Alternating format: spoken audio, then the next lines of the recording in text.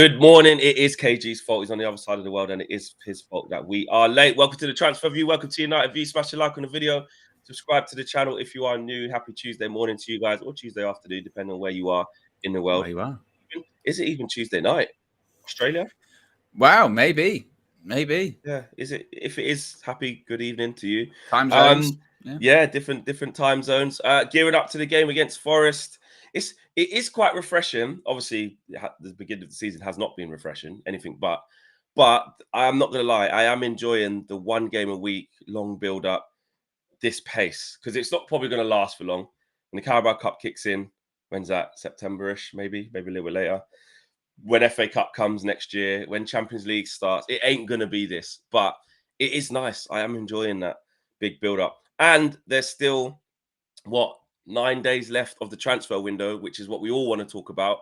And we're going to talk about United. Two more signings. Ten Hag. How many times have we said this? Since we've got Højlund, we need more. We want more. Ten Hag wants more. We're going to talk about what that looks like. The ghost of Rafe the Phantom. There was an update yesterday from Julian Laron saying that nope, he's going nowhere. We'll talk a bit about that.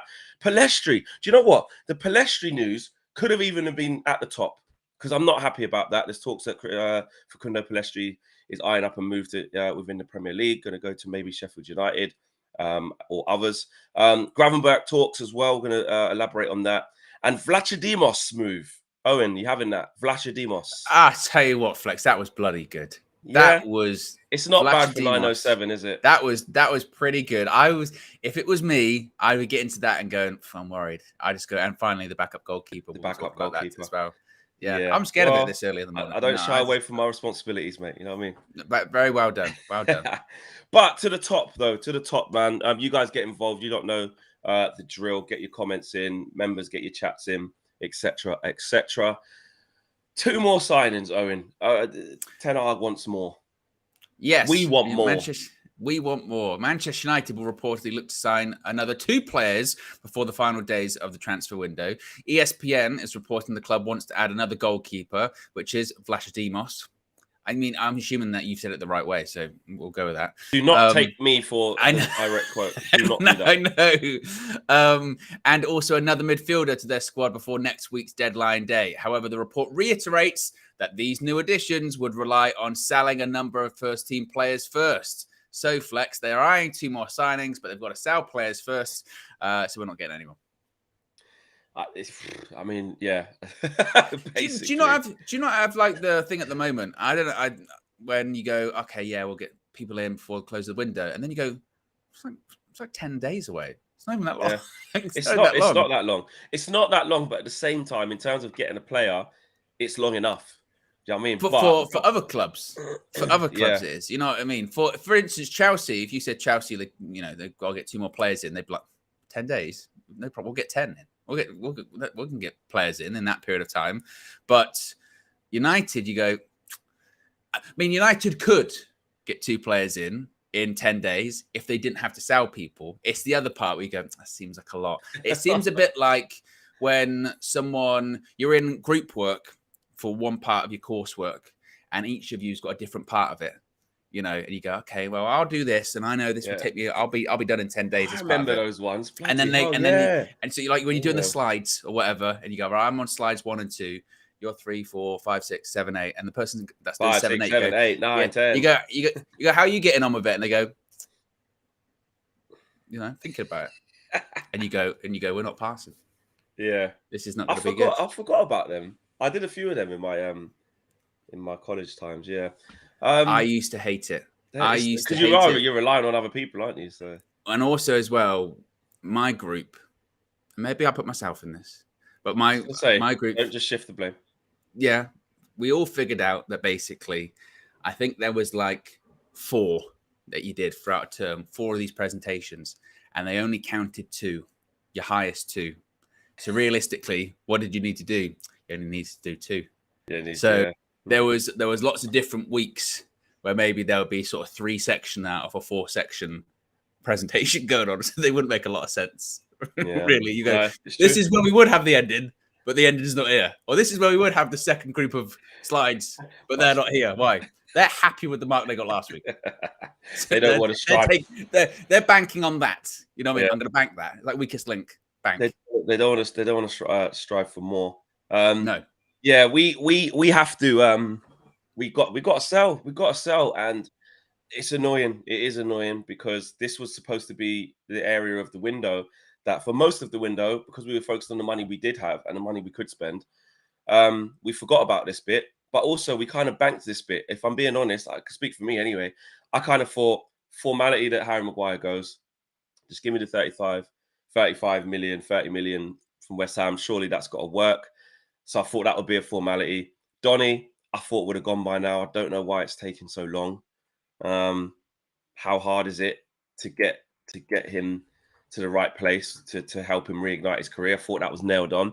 And I really thought the Dean Henderson situation, I know Tomo got injured, but I just thought that just would have been a really easy formality. And then I was trying to add McTominay to that, which looked like it was going to be a thing, which still, I mean, Ten Hag's reluctance to even go near McTominay at the minute. I know Gary Neville, someone said that Gary Neville was saying it during comms, but we can obviously hear because we had the sound off during the Tottenham game. But I think Gary Neville was like sort of saying, He was saying it during a lot. Yeah, he was saying a lot during the like the game. basically Going, the reason why he's not going for him, maybe he's trying to keep him set. Sort of, yeah. He was sort of saying, "Oh, I don't clearly seen that he doesn't rate him or something like that. Maybe he's trying to keep him off. I don't know, but it's been from everything we've heard, basically.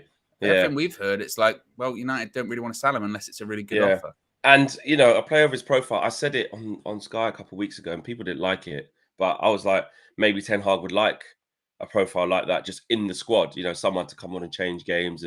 But the first two games where we've needed that, he hasn't really gone to it. So he's gone more so to Eriksen, which arguably we've been saying when it was Casemiro and Eriksen last year. You know, we beat bloody Liverpool with that. We beat Man City with that at home. You know, we beat Arsenal with that at home. Like, we've won some big games with Christian Eriksen playing. Fast forward 12 months. Well, not just about 12 months, because I think I saw something today was the day where we played Liverpool this time last year or whatever it was. You know, fast forward literally 12 months and all of that's gone. And the midfield looks awful by bringing in one player. So I don't know. A lot of things are off right now, but we have to sell. And I don't know where this extra money is going to come from. I think it's only really going to be Donny. I think it's only him. You know, the club said to me last week that Harry and Scott are expected to stay. That's what they said to me. So look how quiet it's gone on those two. The only realistic one I can see is Donny.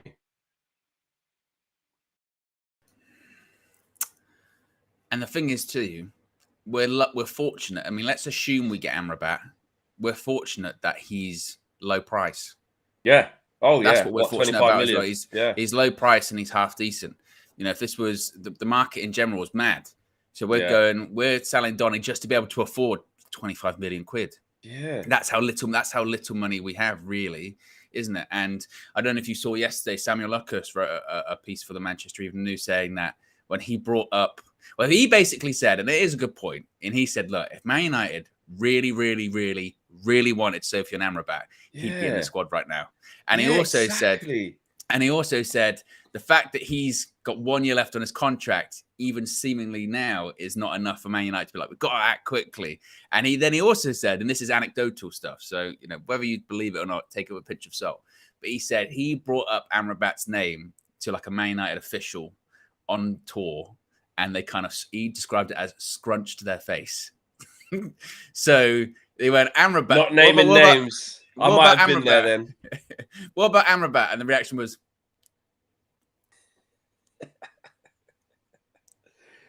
and the thing that can mean a lot of different things, right? That can mean a lot of different things. That can mean, you know, sort of, I don't know what you're talking about, or it can mean quite difficult, that one. You know what I mean? So, but it was interesting that he said that. Yeah. I don't think we're going to get anyone, man. The Gravenberch thing's there. Hinges on a lot, though, innit? I don't think there's anything advanced there. It's quite quiet, considering there's 9 days to go. But a lot can change. I know Thomas Tuchel's trying to talk about, you know, where he fits in. And Bayern have obviously probably yet to make a decision as to what they're going to do with Ryan Gravenberch. But the Amrabat thing seems like, like you said, the most doable deal throughout this whole transfer window. And the reports are saying, we've said to him, just wait. Just wait there. Just be ready. Are you ready? Be ready to go at any moment. We're going to come back. Got some stuff to sort out. We're going to come back. be ready. And he's probably sitting there thinking, my pre-season's been disjointed because of this. How much do you actually want me? And are you just going to do the panicking thing because you brought Mason Mount into your midfield and all of a sudden you look rubbish? So now you want me? Like, do you want me or not? And I'm surprised. I know Liverpool have been linked. We saw that they held talks for intermediaries, etc. Basically done the same thing we did, just held initial talks with his agents or representatives. I'm surprised no one's really come in and gone, we'll have him. Forget all this long talk. You're 25 million the last year of your deal. Get in our team. But we're lucky that hasn't happened yet because he is our only sort of concrete where there's legwork being done already. I think you spoke about this with, what player was it? Where you're like, they've done most of the work already. They can't just scrap that and go for someone. Was that Højlund when we was getting him? Yeah, but even this is the weird thing because it has gone quite with Amrabat. I know Romano says that he's still Man United's priority and all that kind of stuff. But if I was Liverpool, and I was going in for him or many other clubs, there were rumors about Atletico, but it looks like De Paul, that move's fallen through, so he's going to stay at Atletico. So maybe that one's not going to happen. But if I was any of these clubs, clubs going in for Amrabat, and I go in and I go, look, we're interested in signing you. This is what we're prepared to offer you, blah, blah, blah. And he goes, look, I really want to go Man United. They've told me to wait and all this kind of stuff. I'd be a right, bastard to him. I'd say, if they really wanted you, you'd be a Man United player at the moment. Why are they lying to you? We want you. We'll get you now. Do you really want to stay at Fiorentina? Because clearly you don't. You've told him you're not going to sign a new contract. So what are you going to do about it? And the longer it goes on, and from Amrabat's perspective too, I mean, I'm sure there's constant contact, but from Amrabat's perspective too, you're right to be monitoring things in the same way we monitor them, going, doesn't look like players are really leaving. I've been told that they're going to put a bid in when these players are going to leave, and I'm not really seeing any of these players really, really close. Granted, Donny wasn't in the squad on Saturday, and when Ten Hag was asked, he said, it's because they're looking for a move, basically. Did he actually say that? Yeah, he said their head. Did he? Didn't, not in black and white in that, but he said that, obviously when they're here, they do really well, but their heads are elsewhere. They're looking for other opportunities. So that's why he wasn't in the squad. And he said the same with Brandon Williams. So, I mean, it does really feel like, doesn't it? Like, was that after the game? Yeah, piggybacks out on the table. They're pulling, when you pull the pennies in. Yeah. To 25 million. See what we got. And if you think about, did you say that was after the game? Yes. Oh, I did catch those comments, but I missed a bit of whatever the question was before because I heard him saying about heads and like when they're here, they're good, but we need people with their heads fully here or something like that. Yeah. Did that bit. Oh, right. Okay. I did see that, but I didn't know it was about them too. What was I going to say? Oh, yeah. During this window, right, one of the biggest question marks, because we knew we'd have to be creative about how we sell, was what's it going to look like? Will we finally be able to sell players? And when you break it down, we haven't shown anything really. We got Alanga for 15 million. You'd argue that's probably about right. You maybe would have wanted 20, but 15 is probably about right for Alanga. Fred, what was that? 12 or 15? I don't even know. Really, it was around that kind of ballpark. He scored last night, but it was offside. Yeah. Hashtag bring him back. I've been saying that on Twitter a lot. X, bring him back. Yeah, it's Fred for like pittance. We're not going to sell Maguire, but that was going to be like 30, 35 with Adorns. Brandon Williams, what's he going to go for? Tellez, what was he? What was Tellez? 12? A couple. Was it? That was it? It wasn't 12, I think it was like 10. I think it was like 10, 12, no? No. Was it like 7? I don't know. Someone let us know in the comments. Let us know. What did Tellez go for? 4. Yeah, 4. Tellez 4 million. Why did I think 15? Jesus, too early. I was going to say flex. 4, yeah. What's his face? Eric Bailly hasn't gone yet, but only going to go like... That'll be a free. There you go. Tuanzebe was let go. Jones was let go. And Brandon Williams, what are we going to get for him? 7? 10? 5. 5, you think? It's not going to be a lot. Not pure profit though, Flex. Pure profit from an FFP point of view. From Pure the profit. FFP. 8 million or 5 million we didn't have before and no outlay. Basically my point is that I know that we have a bunch of players that we've all lost value on. Some homegrown, fair enough, so that don't count.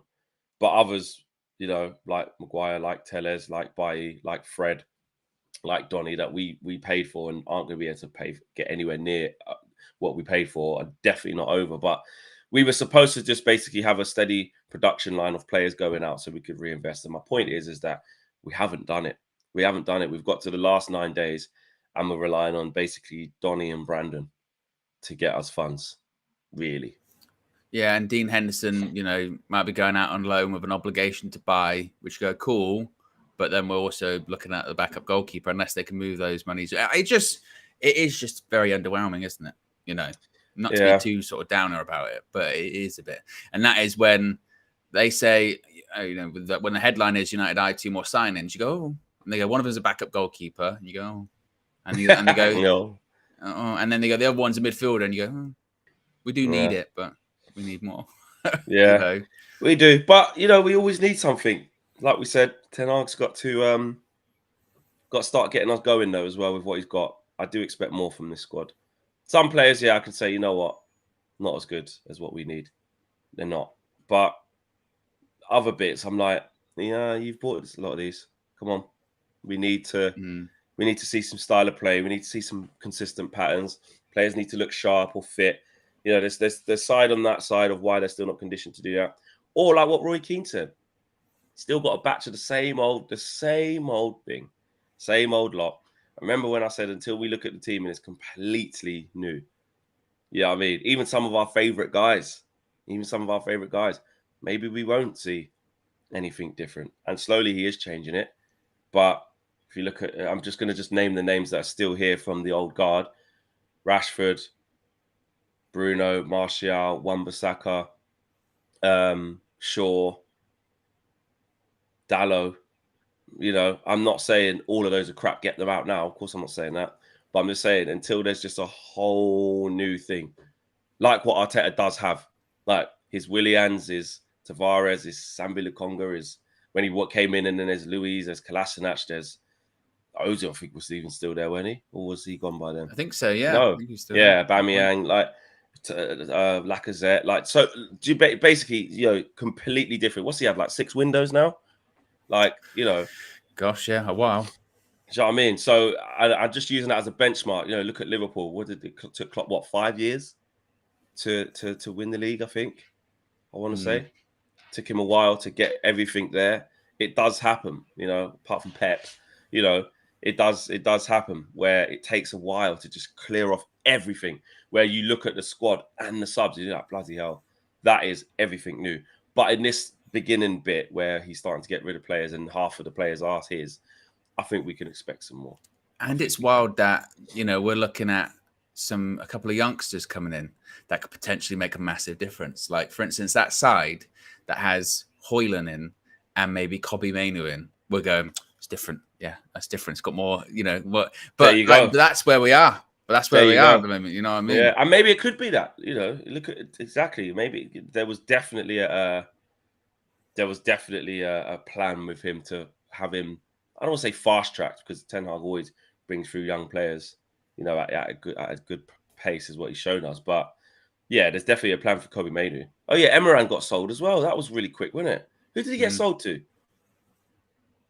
Oh, team in Holland. Do you mean Netherlands?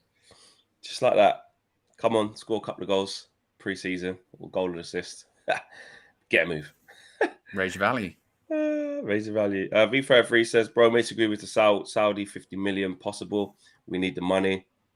As you were with him, to be honest, when there's official word, we'll discuss it. When there ain't, not really on it. But we'll see. Yeah, we'll see if he gets sold or they loan him. I don't know. We'll have to wait. Well, something will certainly happen in the next 10 days, won't they? Because otherwise he's under a contract, isn't he? So certainly something's going to happen. Because make no mistake, Man United are still paying him. So exactly, because he's still our player as it stands. So they have to keep paying him. So they better find something paying him for doing nothing. Ray Carl Brown says, we already raised 32 mil for Amrabat. They wasting time.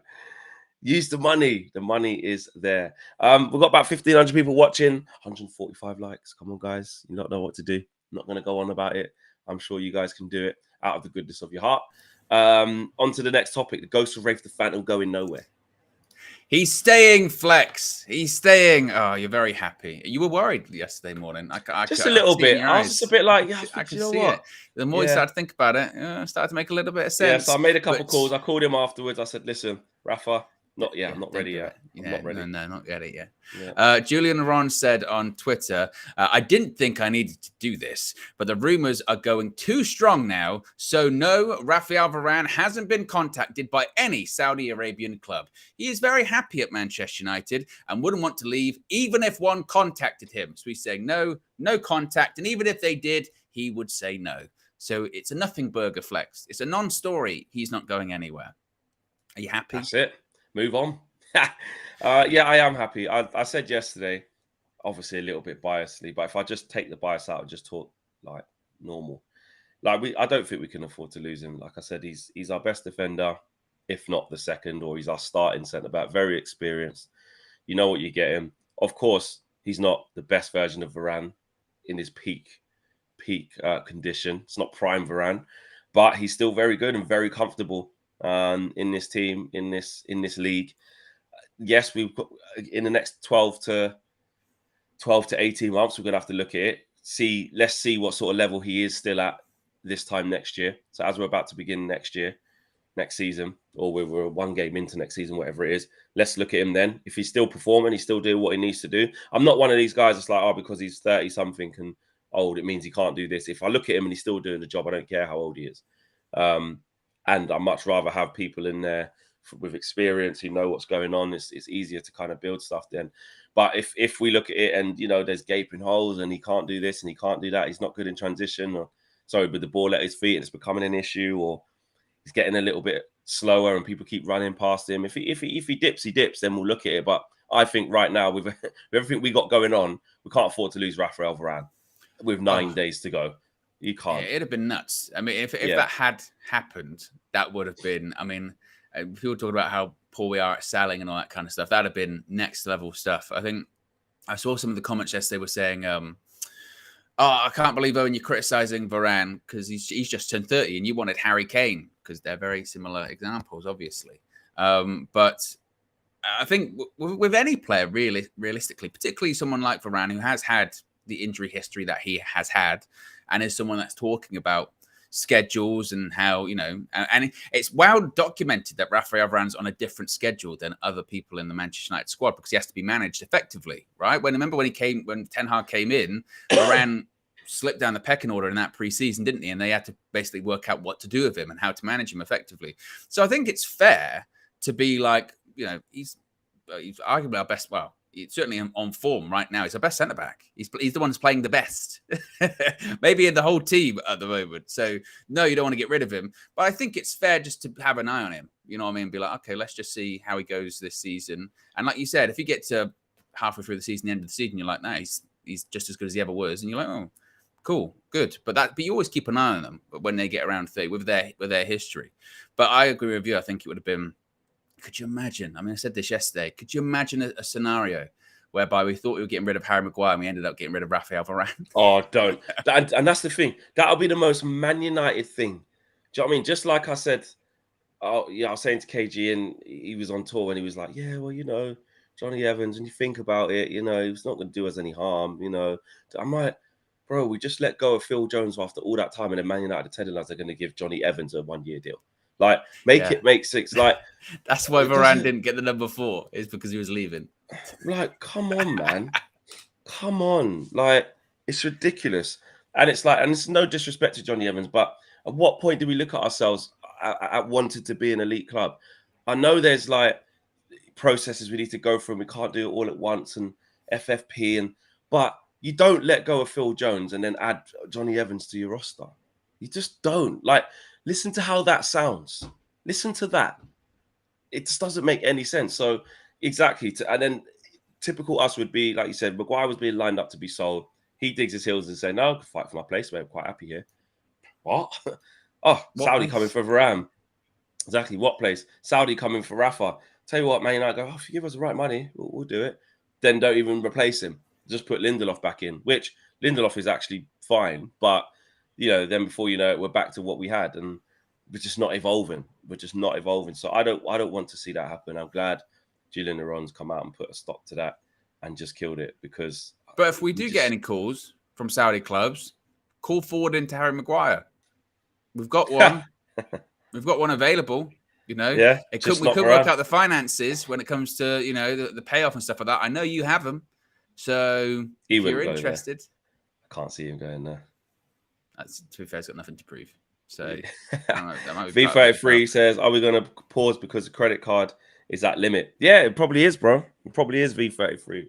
The limit's probably reached, mate. Probably maxed out the credit card, and this is why we're in the situation of needing to get rid before we can bring in.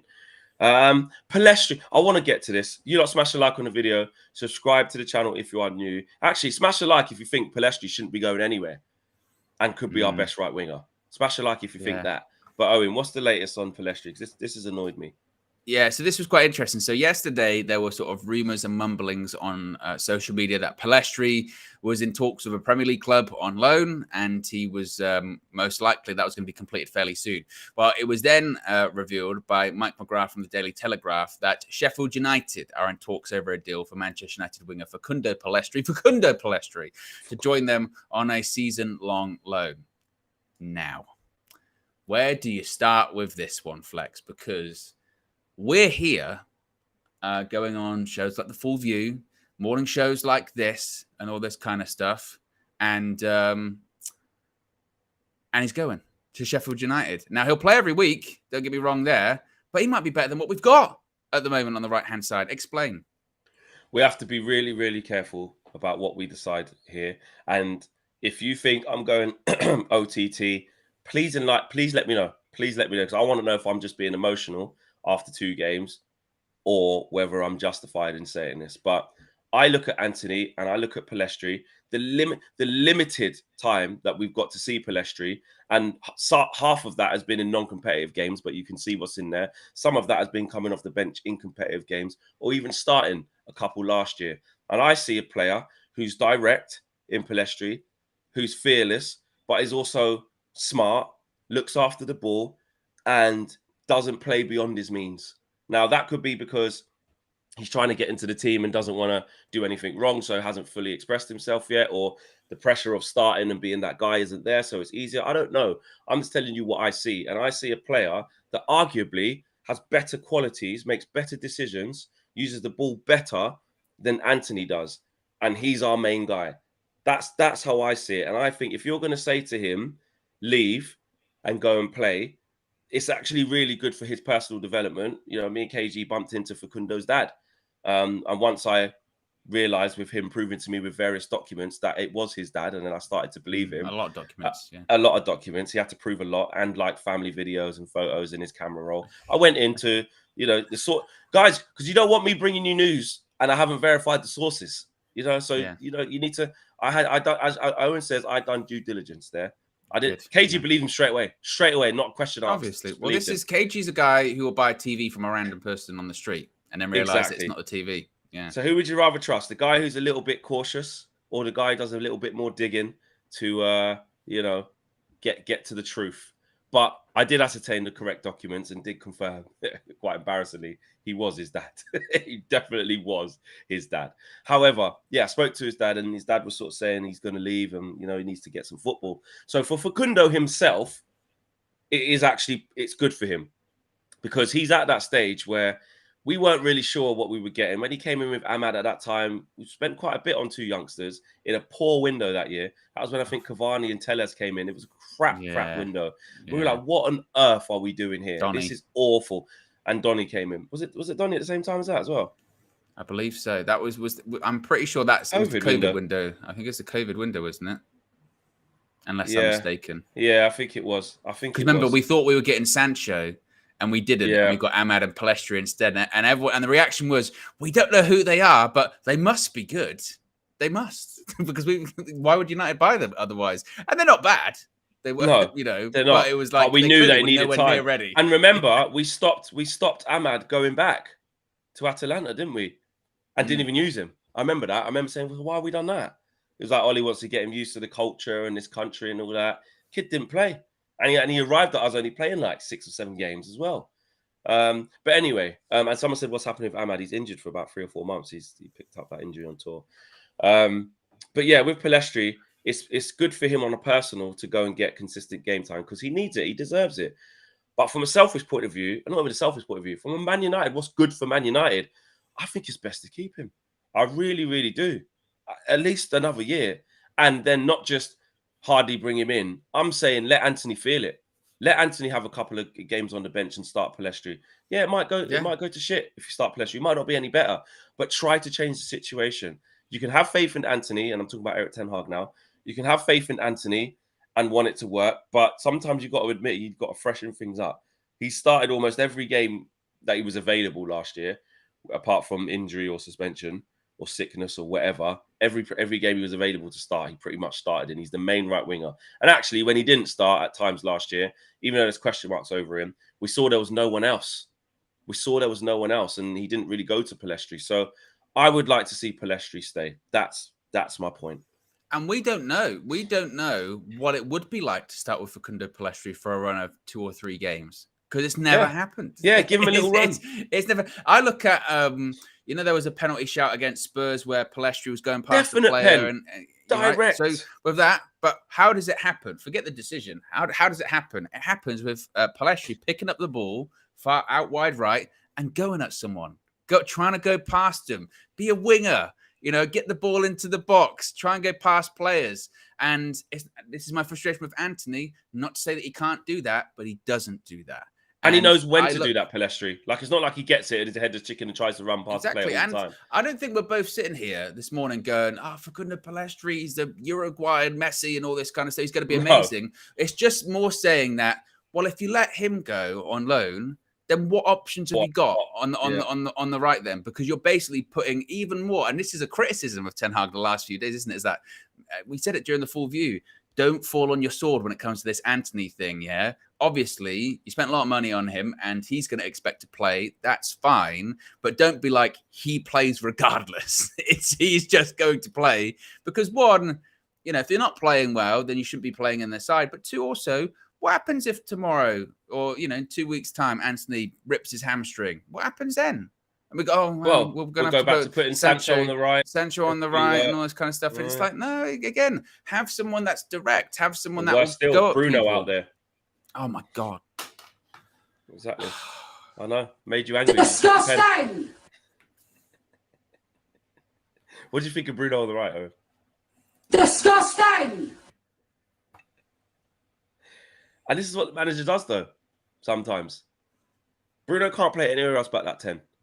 I know against teams that don't have the ball, we saw last year, he could play a bit deeper. I don't want to see him deeper. I don't want to see him on the right. I need to see him behind the striker. And when Højlund gets here, I need to know there's going to be a guy there who can feed him. And Bruno can do that. You don't worry about that. But we just need to get all the other balance right. Stop shifting him all about the place. We kind of got onto Bruno there out of rage, but that's just what we're talking about, lack of right wing options. Before you know it, you've got... It's the biggest piece of dog shit. I never want to see Bruno Fernandes on the right-hand side ever again. I thought this is what annoyed me with Saturday too, is I thought we'd come past that. I thought that everyone had sort of widely accepted, and even Ten Hag of, that don't really work, because if you put Bruno on the right-hand side, you might as well not have him on the pitch, genuinely. Yeah. Because the whole thing with Bruno, particularly if he's not having a good game, at least when he's central, he's still getting a lot of the ball. He'll try and work his way out of it. He'll try stuff. It's annoying, but he's still involved. He's still integral. The last thing you want with Bruno Fernandes is to be on the periphery of the game, which is what he is on the right, because then he's really doing nothing. Then when he gets when he occasionally gets it, he does mad and there's no width at all when it comes like that. We start. I don't know if you've noticed, when Bruno goes on the right, suddenly we just go, we're going to put it down the left. They don't even put the ball out there. Because you can't. But also tactically, if you are going to put someone like Bruno on the right, you can't really give it to him in one-on-one situations to say go beat the fullback. Do you know what I mean? You need to play passes off him. You need to get him with a bit of space where he can whip a ball in. That's all he can do from the right hand side. He's not really going to make loads of darting runs from out to in, along the line. And also, I think that could work much more effectively if you've got a fullback on the right, that's like proper, but they're basically a winger. Yeah, they can go bombing. We know we don't have that. Wan-Bissaka, we know that's not his qualities. And Dalot, I mean, for all that talk of, he's really good of, getting assists and all that kind of stuff, he really doesn't. Let's be honest. No. None of our right backs do. Yeah. So basically back to Facundo. We've got to keep him. But my feeling, I do think he'll go. I think the club have seen made up the decision they've made. Like I said, from talking to his family, his dad earlier, to me and KG said he was going to go. It's all in line for that. Maybe because we have to think about how we think about what's best for Man United, and I get that. But you do have to consider the player and what they think's best for them. And if Facundo's sitting down with his agent and his family, he's going to say, I can't do another year of not playing, really. Like, I didn't go on loan last year. I've been on, I think, a couple of loans. It was like Alaves, somewhere else in Spain, wasn't he? He's been on a couple of loans. Well, I think also as well. When's he going to find a home? He'd be right to be thinking of, I'm looking at this guy in Anthony that's not playing amazingly, and I'm thinking, I'm not playing now. So I'm just not going to play, am I? I'm all right, fine. And to be honest, my worry with him, with the future is that even if he goes to Sheffield United, has a great season, do we think that next season he's going to come back and he's still going to be like really fighting with Anthony in that spot? My worry is that's Anthony's spot. You know what I mean? I think it is. The money's been put out. Look at Garnacho. Look what Eric Ten Hag done with Garnacho. Didn't send him on loan. Used him as an impact player ahead of Pellistri, and he got fast-tracked because Ten Hag thinks he's better. That's, for the left anyway. Better for the left. And that's with a fire in Marcus Rashford. He scored pretty much 30 goals from left wing. And he still found a way to get Garnacho the amount of appearances that he did. A couple of starts as well. Basically, way more than Pellistri. So, but there has been some times where Ten Hag has brought Pellistri on where you're thinking, actually, he does see something. Yeah. But I don't think Ten Hag thinks he's ready. And I don't get that. That looking at the players, man for man, attribute for attribute. What you got to ask yourself is this, because you could always never be sure on young players. How much worse would Pellistri be than Anthony? That's what I mean. What's the gap? What's the gap in quality? Is there a gap? Are they par? Would Pellistri be slightly better, slightly more organised? Would we have less turnovers? Because I tell you what, someone got past Pellistri the other day as well, and he busted his balls to get back in, and just keep his shape. Now Anthony does do that. He does work hard. I give him that off the ball. He does work hard, but Pellestri's also shown he can do that side as well, and he's not selfish. It doesn't need to be all about him. With Pellistri, look, it might be a case of, like with Garnacho, a couple of times now that he starts and we go, actually, it might be like that with Pellistri, but we don't know. Yeah, that's the problem. We don't know. And look, maybe he'll go to Sheffield United and we'll see. Actually, you know what? Actually, maybe it was a bit too soon, something like that. Exactly. But I still look at then that competition on the right hand side and go, there's not a lot of competition. That's Anthony's spot. And in a period of time where we're going, does he need to be pushed a bit? Does he need to have a bit more competition? Where's the competition? Because like you said, at the moment, it's maybe Sancho plays on the right or he shifts Bruno out there. I mean, someone mentioned it the other day, that front three that we saw last year's pre-season that we basically never saw again, Rashford, Martial, Sancho, maybe take out Martial and put Højlund in there and you put Rashford, Højlund, Sancho. Why can't they do that? Yeah. Why not? There was a front three. That front three. What was the front three when we played Liverpool like this time last year? Was it Elanga? Elanga started that game. Elanga started on the right. He hit the post. Elanga, Rashford. My son, you should have scored. I remember saying that. Or was it Sancho, Rashford, and Elanga? Was that what it was? Yeah, definitely. Imagine playing that today. Against Liverpool. We'd lose our minds, wouldn't we? We would lose if they went like today. They went, we're playing Liverpool Old Trafford. They went, what's the front three? They went Sancho, Rashford, Elanga. We'd be like, tell you what, mate. Elanga, if he plays how he plays, come on against Haaland, mate. Arsenal. He's a new player, my son. New lease of life, my son, Anthony. I tell you what, Anthony. If you are watching, don't you dare think of coming OT and doing a madness on Saturday, because I tell you what. Steve Cooper says, what was I thinking at Arsenal? Should have went for it a bit more. And Man United are a lot more vulnerable than them. I tell you what, here's what we're going to do. Brennan Johnson on the right, Awoniyi up front, Elanga on the left, Gibbs White just behind. Let's go for him. I tell you what now, Yeah, that's all I'm saying. That's all I'm saying. We'll Anyhow, we'll see the Rafael Varane run again. listen, with his legs. His legs like that. Anyhow. Yep, little inward. Yeah. Owen, wait there. You said we'll beat Forest, didn't it? We'll be fine. We will. All right, cool. Cool, fair enough. I was just asking one time. Just wanted to know. Guys in the chat. Yeah! Guys in the chat. We'll beat Forest, innit? Believe. Okay. We will. Okay. Lux Hill says, Flex, where did Anthony, my son, in that voice come from? Well, it came from pre-season tour last year in Australia when we was in the MCG. Is it the MCG stadium? It is the MCG, isn't it? Yeah. Melbourne Cricket Ground. Yeah, MCG. And I was doing a match reaction, and for no reason, I just spoke about Alanga, and I was like, yeah, in an Aussie accent. I was like, Alanga, my son, Anthony. Just because I was in Australia, I was just being silly. You know, then I just be silly sometimes and just start doing silly stuff. And then it just lived on from there. Let's get to the super chats before we move on. Shunak says, big up, Sean here. Facundo shouldn't be going on loan. Owen, we need the soundboard to show our feelings on this. I've already shown him, but I can press other things again. Disgusting! I can press. Oh, blimey! Press. Bullshit.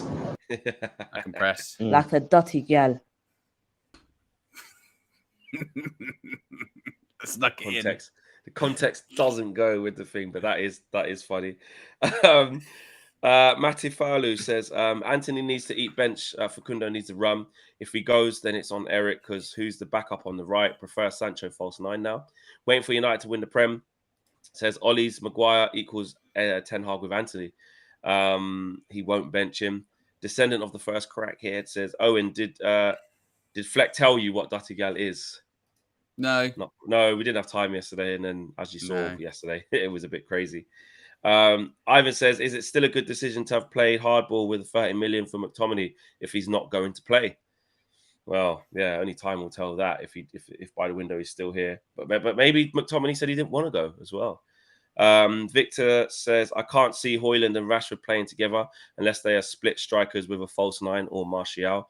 They both like coming in from the flanks, and I don't see Rashford crossing or passing. V33 says, Forest win, but Rash and Bruno are out of my fantasy Premier League. Well, I think Forest are going to win. Jesus. Where are we at? 300 changes? Likes. Say that again. FPL. Have you been did you do an FPL in the end? No, didn't do it. I'm disgracing my cheat. I give up too easily, mate. I did it last year. As soon as there's an injury in the first week or the big players don't do what they're supposed to do and players come out of the blue and start getting loads of points, and then you have to change your team after week 1 because someone's injured, but then you forgot. And then I just get too far behind. I can't keep up with it. So, yeah, I didn't do it. Didn't do it. Yeah. Didn't do it. Absolute disgrace. Cheat. Please hit us, hit a like or a subscribe. 1,700 people watching. Great to get to 500 likes before we finish up. Gravenberch talks. Yes. So Thomas, yesterday, didn't we? Yeah, Thomas Tuchel is reportedly holding discussions with Ryan Gravenberch regarding his future at Bayern Munich. The Liverpool Echo, because of course Liverpool are interested too, describes Gravenberch as a long-standing target for Jurgen Klopp's side, but say any move relies on talks between the player and his manager first. United are also considering a move for the 21-year-old as they look to reinforce their midfield before deadline day. It was reported yesterday by, I think it was Darmesh or Carve, one of them from Sky Sports. They were saying that essentially him moving is certainly much more possible now, and a move certainly is being considered from Bayern Munich's perspective.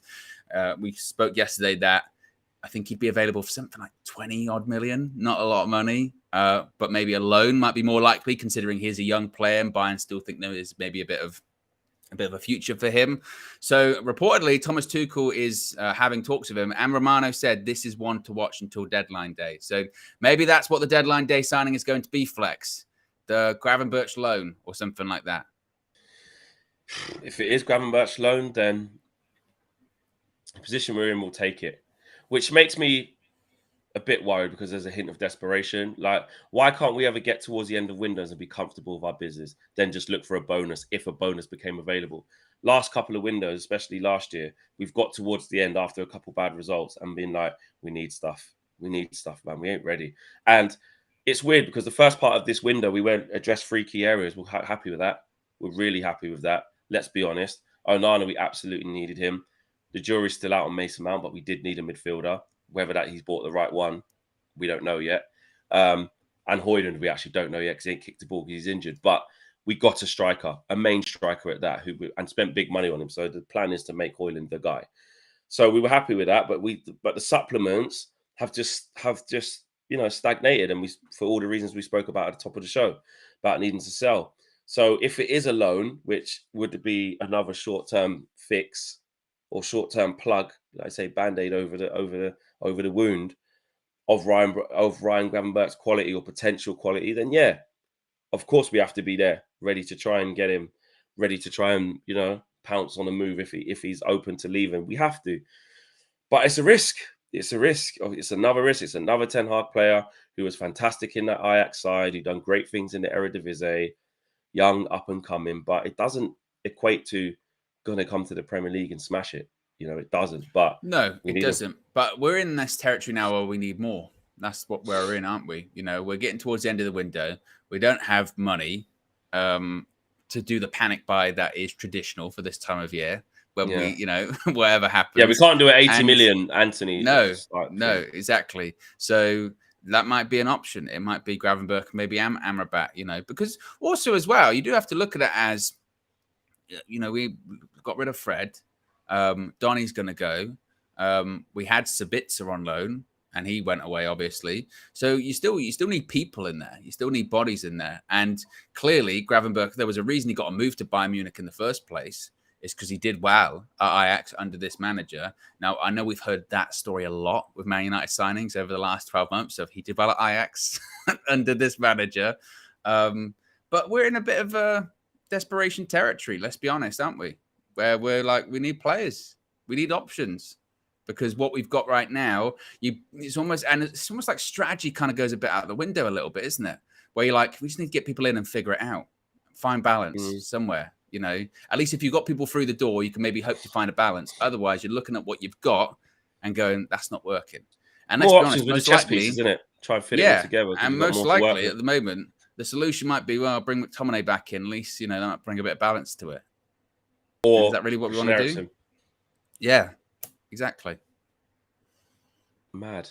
So we get that super chat. Just hold on, where's it gone? There's a couple. Ramadan says it's because we will have Ahmad back from injury.